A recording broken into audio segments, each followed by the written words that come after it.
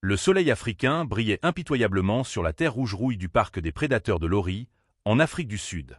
Cette réserve de conservation était réputée pour ses efforts de préservation animale.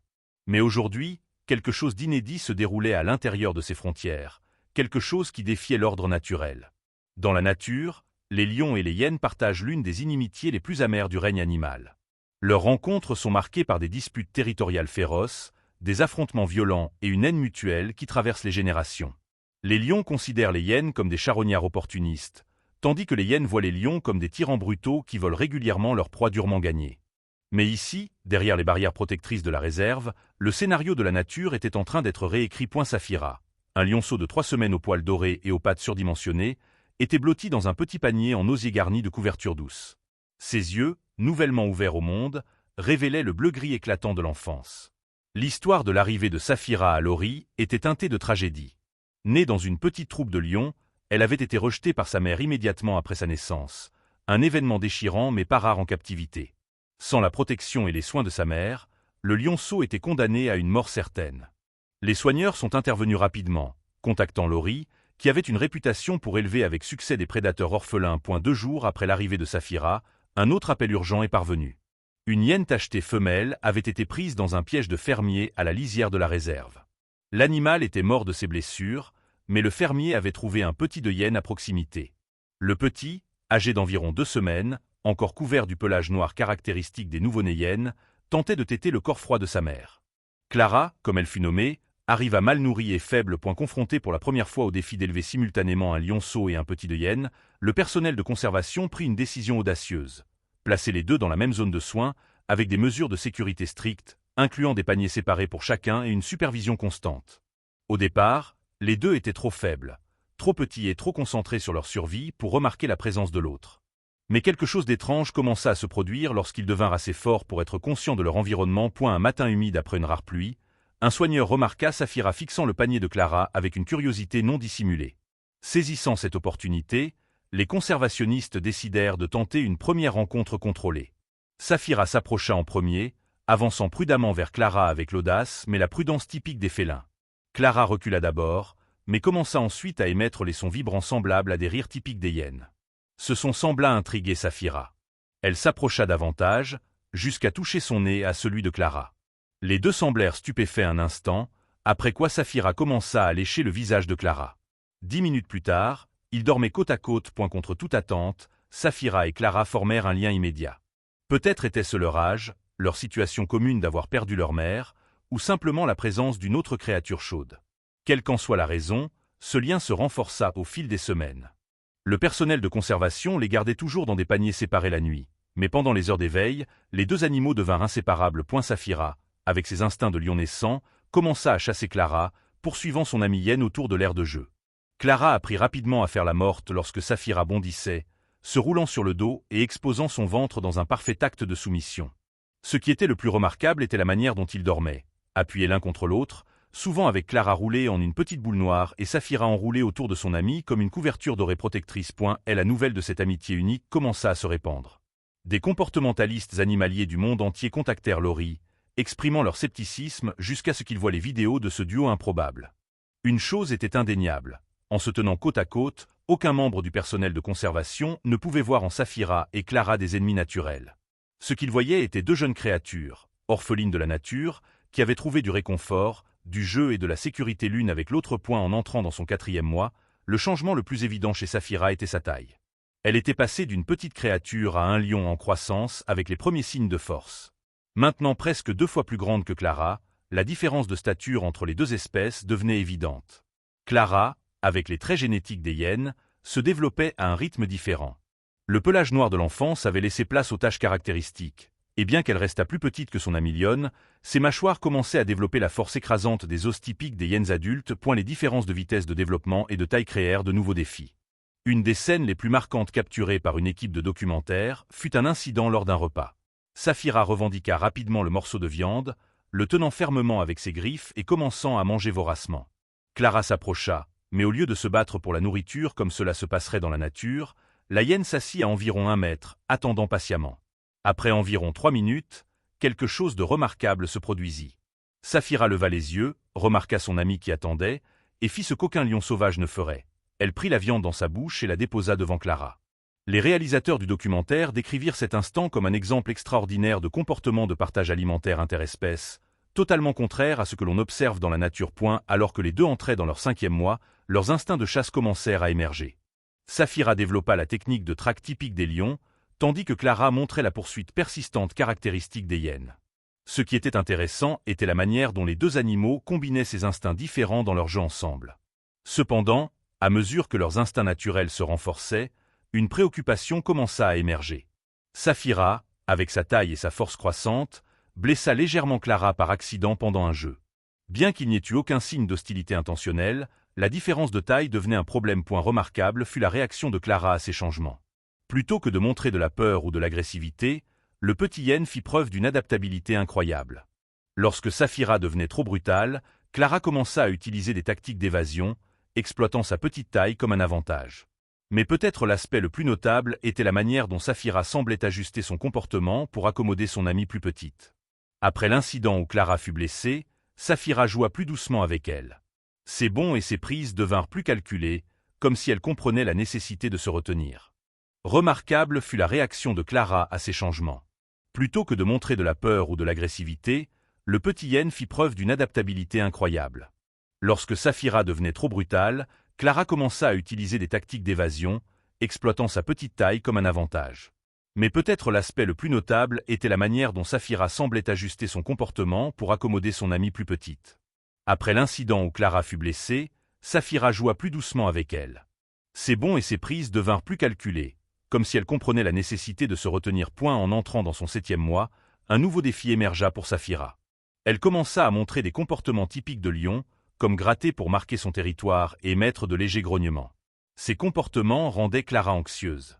Le personnel de conservation observa Clara hésiter pour la première fois à s'approcher de Saphira après l'avoir vue grogner contre un nouveau membre du personnel. Pendant environ 2 jours, Clara garda ses distances. Mais un après-midi pluvieux apporta un tournant. Lorsque les premières gouttes tombèrent, Saphira se précipita rapidement dans un abri. Mais Clara s'aventura sous la pluie, visiblement intriguée par cette nouvelle sensation. Alors que la pluie devenait plus forte, Clara commença à trembler, incapable de retrouver son chemin. Saphira, semblant sentir la difficulté de son amie, quitta l'abri sec, courut directement sous la pluie et prit doucement Clara par le cou, comme une mère lionne déplace ses petits, et la ramena à l'abri. Cet instant restaura leur lien. Un des soigneurs captura une photo remarquable. Saphira, son pelage doré trempé, se tenant protectrice à côté de Clara frissonnante, léchant l'eau de pluie sur le pelage de son amie. Cette photo deviendrait plus tard largement partagée, devenant une icône de cette histoire incroyable. Pourtant, la relation faisait face à de nouveaux défis alors que Saphira entrait dans son 9e mois et approchait la taille d'une lionne adulte. Elle pesait désormais près de 70 kilos, tandis que Clara ne pesait qu'environ 25 kilos. La disparité de taille devenait alarmante. Les experts commencèrent à questionner la durabilité de cette amitié. Un zoologiste éminent écrivit « Bien que le lien émotionnel reste clairement, les réalités biologiques prennent progressivement le dessus. Saphira se développe selon une trajectoire de lion, tandis que Clara suit une trajectoire de hyène. Ces trajectoires, façonnées par des millions d'années d'évolution, finiront par les éloigner. Ce n'est pas une question de si, mais de quand. » Un autre défi émergea des structures sociales naturelles. Dans la nature, Saphira serait intégrée dans la structure sociale complexe d'une troupe de lions, tandis que Clara ferait partie de la hiérarchie d'un clan de hyènes. Motivée par cette préoccupation, Laurie prit des mesures pour introduire les deux animaux à leurs semblables tout en maintenant du temps qu'ils pouvaient passer ensemble. Avec le cœur lourd, l'équipe de soins décida qu'il était temps de mettre en place un plan de transition. Saphira serait progressivement déplacée vers la section des lions du parc, tandis que Clara serait introduite dans le programme de réintégration des hyènes. Le premier matin de la transition arriva, avec de l'anxiété dans le cœur de tous les impliqués. Le personnel de conservation s'était préparé à d'éventuelles réactions négatives. Cris, signes d'anxiété, voire des comportements d'automutilation que les animaux exhibent parfois lorsqu'ils sont séparés de compagnons liés. Saphira fut emmenée dans l'aire des lions tôt le matin. Cette zone était spécialement conçue pour les introductions, permettant aux jeunes lions d'interagir en sécurité avec les plus âgés. En particulier, une lionne adulte nommée Nadine, connue pour son tempérament doux, avait été choisie comme mère adoptive potentielle. Pendant ce temps, Clara fut emmenée dans une zone d'isolement adjacente à l'espace de vie du clan principal de hyènes, où elle pourrait s'habituer progressivement aux odeurs et aux sons de ses semblables. Comme prévu, les premières heures furent difficiles. Saphira semblait agitée, faisant les 100 pas le long de la barrière, émettant occasionnellement de petits cris qui semblaient destinés à Clara. Clara montrait également des signes d'anxiété, se recroquevillant dans un coin de la zone d'isolement, refusant la nourriture proposée. Le deuxième jour de la transition, une décision fut prise de permettre aux deux animaux de se rencontrer pendant une courte période au milieu de la journée. Cette réunion fut un moment émotionnel pour tous ceux qui en furent témoins. Lorsque Saphira vit Clara, elle se précipita vers son amie avec une excitation évidente, léchant le visage du petit hyène et émettant un doux ronronnement. Clara, qui était devenue apathique pendant les heures de séparation, explosa de rires joyeux, sautant autour de Saphira avec une énergie retrouvée. Cependant, l'objectif de ce processus n'était pas de maintenir une dépendance, mais d'aider les deux animaux à passer à des environnements plus naturels avec leurs semblables. Après une brève heure, ils furent ramenés dans leurs zones séparées. Ce processus se poursuivit pendant plusieurs semaines, avec des temps de séparation augmentant progressivement et des temps de réunion diminuant. Bien que cela semblât cruel à certains, les conservationnistes comprenaient que c'était nécessaire pour le développement à long terme des deux animaux. Point remarquable fut la manière dont les deux animaux s'adaptèrent progressivement à leurs semblables.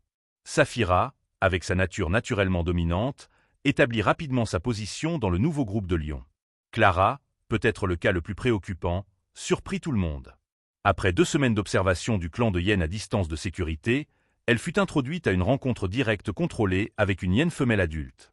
Plutôt que de montrer de la peur, Clara s'approcha avec curiosité et déférence, une réaction parfaitement appropriée pour un jeune hyène rencontrant un adulte. Un chercheur commenta. C'est un témoignage de la complexité des cerveaux animaux et de leur remarquable capacité à naviguer dans différents environnements sociaux. Au fil des mois, les deux animaux furent progressivement pleinement intégrés dans leurs groupes respectifs.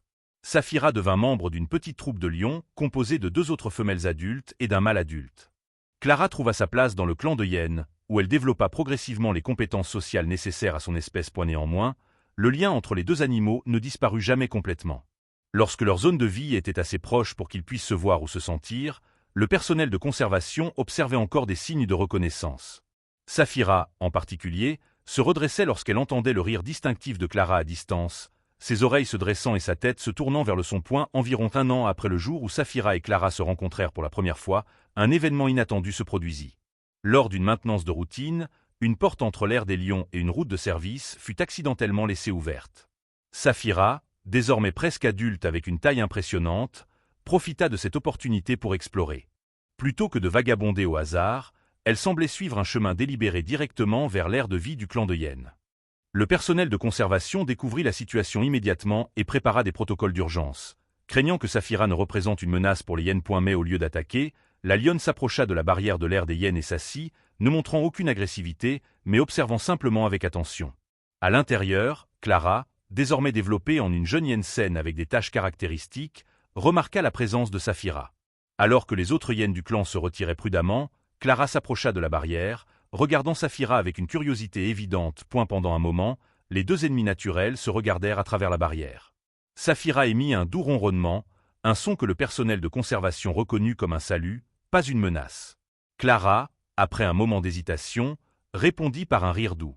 Un soigneur enregistra cet instant. Il n'y a aucun moyen de savoir avec certitude s'ils se reconnurent vraiment ou si c'était juste une curiosité naturelle. Mais pour quiconque avait suivi leur histoire depuis le début, il semblait que quelque chose persistait. Une empreinte, un souvenir, une connexion qui transcendait les frontières prescrites par la nature. Saphira fut ramenée en sécurité dans son aire, et l'incident se termina sans conséquences négatives. Mais cet instant devint l'illustration parfaite de cette histoire incroyable. Une histoire qui avait captivé l'attention du monde et défié les suppositions sur la nature de l'amitié, de l'instinct et de l'adaptation. Aujourd'hui, Saphira vit avec sa troupe, une lionne saine pleinement intégrée dans la société des lions. Clara est devenue un membre important de son clan de hyènes, exhibant tous les comportements et compétences sociales attendues de son espèce. Mais le souvenir de leur temps spécial ensemble reste vif dans l'esprit de ceux qui ont eu le privilège d'en être témoins. Il est devenu une partie de l'histoire du parc des prédateurs de Lori et un chapitre important dans l'étude du comportement animal. Les scientifiques continuent d'étudier ce qui s'est passé entre Saphira et Clara, cherchant des idées plus profondes sur la capacité à former des connexions sociales et le rôle de la petite enfance dans la formation du comportement. Leur relation a soulevé de nouvelles questions sur les frontières entre l'instinct et l'apprentissage, entre la génétique et l'environnement. Pour le public, l'histoire de Saphira et Clara est devenue un symbole puissant de la capacité à surmonter les différences, du pouvoir de l'environnement précoce et des soins, et des connexions inattendues qui peuvent se former dans des circonstances inhabituelles. Comme un documentariste l'a commenté dans le film sur cette histoire. La plus grande leçon de Saphira et Clara n'est pas à propos de la faune, mais à propos de la volonté de transcender les suppositions sur ce qui est possible ou non, de créer un espace pour que des connexions inattendues émergent, même entre des individus que la nature a prédéterminés comme ennemis. En effet, Saphira et Clara sont finalement revenues à leur chemin naturel, vivant les vies de prédateurs africains pour lesquels elles étaient nées.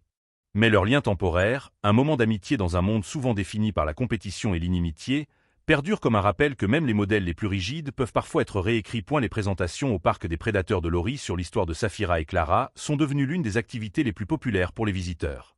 Des photos de ce couple improbable sont exposées de manière proéminente dans le centre des visiteurs, captivant les spectateurs avec l'histoire incroyable d'une amitié impossible. En particulier, la photo de Saphira tirant Clara hors de la pluie est devenue une icône pour l'ensemble du parc. Imprimée sur des t-shirts, des mugs et des cartes postales dans la boutique de souvenirs. Leur histoire n'est pas seulement un bref conte d'amitié animale, mais est devenue une partie de l'héritage de Lori. Un témoignage de leur travail de conservation et de leur capacité à favoriser des expériences uniques pour les animaux sous leur garde. Les éducateurs du parc ont développé un programme spécial autour de cette histoire, l'utilisant pour enseigner aux enfants la biodiversité, la complexité du comportement animal et l'importance de la conservation. L'histoire de Saphira et Clara est devenue un outil éducatif puissant, aidant les enfants à se connecter avec le monde naturel d'une manière que les manuels ne pourraient jamais faire. Un psychologue animal a écrit. Ce que nous avons observé entre Saphira et Clara n'est pas seulement une curiosité comportementale, mais un aperçu de l'adaptabilité remarquable du cerveau animal. Cela ouvre des questions fascinantes sur les périodes critiques dans le développement et sur l'étendue à laquelle les schémas comportementaux peuvent être remodelés dans le bon environnement. Comme un conservationniste senior à Lori l'a résumé, non, ils n'ont pas vécu heureux ensemble pour toujours comme dans un dessin animé. Mais ils ont partagé quelque chose de vraiment spécial. Quelque chose que, si vous ne l'aviez pas vu de vos propres yeux, vous n'auriez jamais cru possible. Et cela, à sa manière, est bien plus merveilleux qu'une fin de conte de fées. Chaque année, à l'anniversaire de la première rencontre de Saphira et Clara, le personnel de Lori organise un événement spécial, invitant les donateurs et les supporters de la conservation à entendre l'histoire et à contribuer au travail du parc. Cet événement est devenu l'un de leurs collecteurs de fonds les plus importants, leur permettant de poursuivre leur travail de conservation et d'éducation. Et bien que Saphira et Clara vivent désormais dans des mondes séparés, appropriés à leur héritage naturel, le lien qu'elles ont partagé continue de résonner à travers la communauté scientifique et le public. Il reste un rappel qu'il y a toujours de la place pour des exceptions merveilleuses dans un monde souvent défini par des règles et des attentes, des moments où la nature transcende ses propres frontières et nous donne un aperçu des possibilités incroyables que la vie peut offrir.